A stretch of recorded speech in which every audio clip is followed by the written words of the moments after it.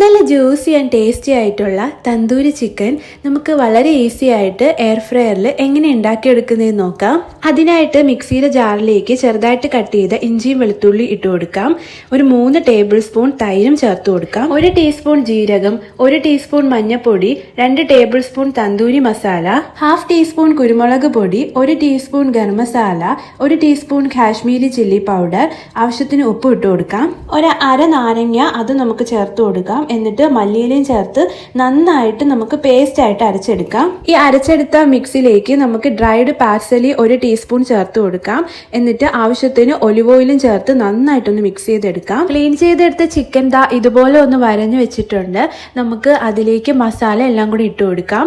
എന്നിട്ട് നന്നായിട്ടൊന്ന് മിക്സ് ചെയ്തെടുക്കാം. എന്നിട്ട് ഒരു 2 to 3 hours നമുക്ക് റെസ്റ്റ് ചെയ്യാൻ വെക്കാം. 165 ഡിഗ്രിയിൽ പ്രീഹീറ്റ് ചെയ്ത എയർ ഫ്രയറിലോട്ട് നമുക്ക് ഈ ചിക്കനെ വെച്ച് കൊടുക്കാം.